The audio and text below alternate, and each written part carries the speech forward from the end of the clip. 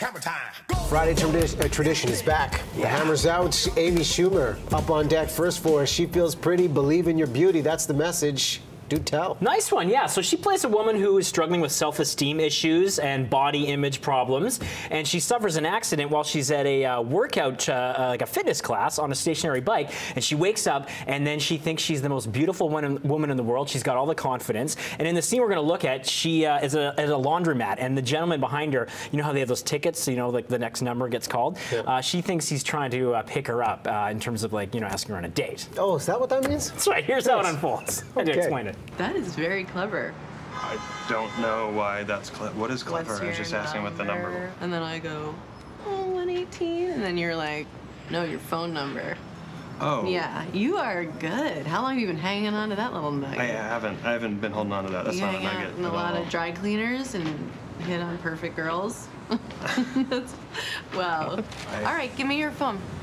My phone. Give me your phone. I'm going to give you my number. Are you still talking to me? Don't chicken out now, son. Here, come on. Are you shopping for a gift? All right, that stuff really worked for me. That's Rory Scovel. He's a comedian, and they have a genuine kind of palpable romantic chemistry in this movie, which I thought was kind of sweet.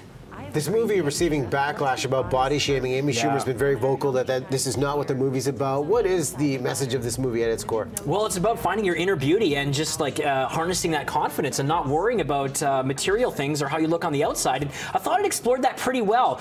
The story gets a bit wonky with the whole shallow Hal big kind of thing where she thinks she looks differently, but the outside world sees her as the same way. That's never clearly laid out, but all that other stuff aside, it's got a good ensemble cast. It does have some moments of poignancy, and she's pretty brave in some parts for taking on the role. And there are moments where she genuinely is like she's looking in the mirror at herself, and she's like feeling upset and things like that. And this movie is not a raunchy R-rated comedy like Trainwreck, and it's just got a sort of a PG feel. So I thought that it was kind of safe in that way. So it's actually not a bad movie in terms of like being like a role model for women. So fun date movie overall. Yeah, it was fun, and I liked it better than Snatch, that movie she had with Goldie Hawn. So overall, despite some flaws, I thought it had a cast that really worked well. It had a sweet love story as well, and it just had a good message at its core. How many hammers? 3 out of 5. 3 out of 5, okay. Now, the last continues, Super Troopers 2. How many years has it been since the original came out? 17 years. The guys are back, the Vermont police officers who are a bunch of bumbling cops, and this time, and this is why this movie could play really well in Canada, because they have to go to this tiny French-Canadian town right on the border of the States, and it's going through sort of a transitional period, and it's laden with cameos, including Rob Lowe, who plays this ex-hockey player, French-Canadian mayor of this town who's just dynamite. What I thought was amazing was that the guys slipped into the characters so effortlessly after so much time.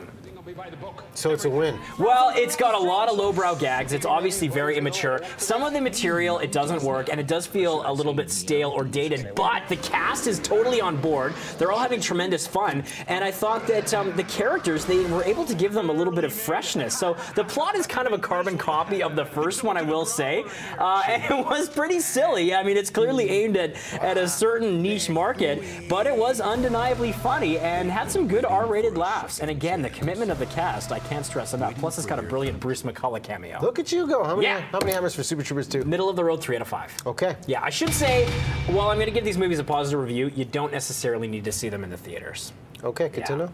All right. Hammers are done.